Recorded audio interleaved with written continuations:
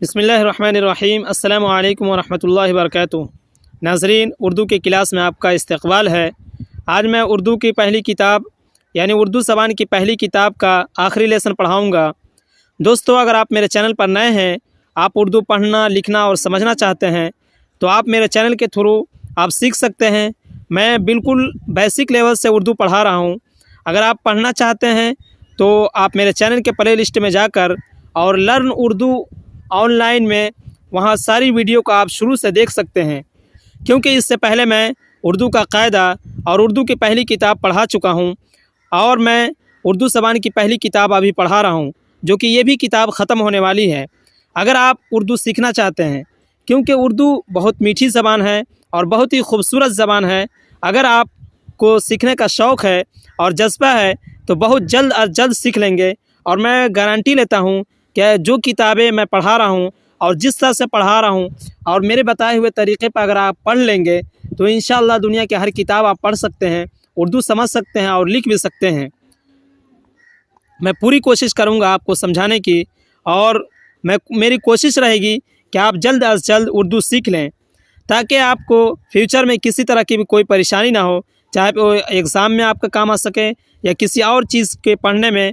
जैसे दीनियात की बहुत सारी किताबें, इस्लामी किताबें उर्दू में बहुत ज़्यादा हैं, आप उसको पढ़ सकते हैं और इस्लामी नॉलेज आप बढ़ा सकते हैं। चलिए आज का सबक शुरू करता हूँ। मौसम और फसलें। पिछले सबकों में पढ़ चुके हो, साल में 12 महीने होते हैं। ये भी मालूम है साल में कितने मौसम होते हैं। 3 मौसम होते हैं, बरसात, जाड़ा, गर्मी। अच्छा, तो बरसात कब तक रहती है? आषाढ़ के महीने में शुरू और कंवार में ख़त्म। इस मौसम की खेती खरीफ की फसल कहलाती है, और जो चीज़ इस फसल में बोई जाती है उसको खरीफ की जिन्स कहते हैं। बरसात के ख़त्म होते ही जाड़ा शुरू होता है, कार्तिक से माघ तक रहता है। इस मौसम की खेती को रबी की फसल कहते हैं, और जो चीज़ इसमें बोते हैं रबी की जिन्स कहलाती है। जाड़ा रुखसत हुआ तो गर्मी आई, फागुन से लेकर जेठ तक रहती है। इस मौसम को ज़ैद फसल कहते हैं, और जो चीज़ इस फसल में बोते हैं वो ज़ैद फसल की जिन्स कहलाती है। दोस्तों, उर्दू ज़बान की पहली किताब अल्लाह के शुक्र से और फजल से ये किताब ख़त्म हो चुकी है। इंशाअल्लाह कल से हम उर्दू ज़बान की दूसरी किताब पढ़ेंगे।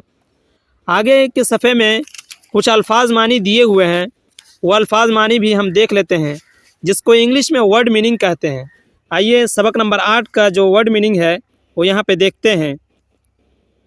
फासला। फासले के माना आते हैं दूरी। महसूल। महसूल के माना आते हैं टैक्स। महकमा। महकमा के माने आते हैं शोबा, डिपार्टमेंट। मकबरा।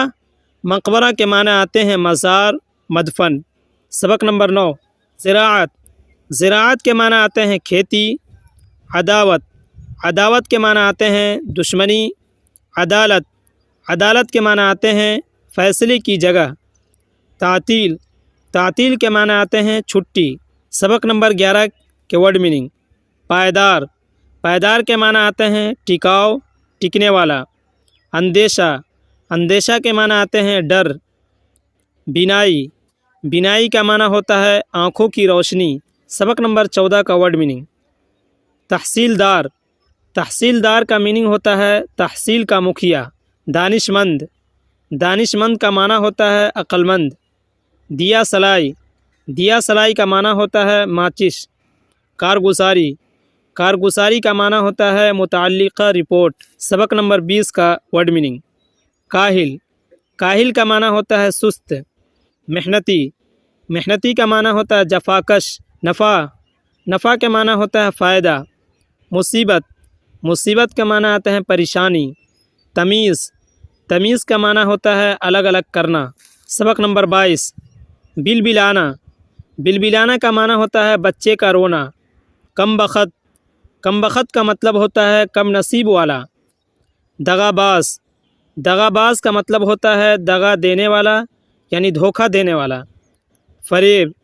फ़रेब के माना होते हैं धोखा। دغاباز کا معنی آتا ہے دھوکہ دینے والا، دغا دینے والا، اور فریب کا معنی آتا ہے صرف دھوکہ۔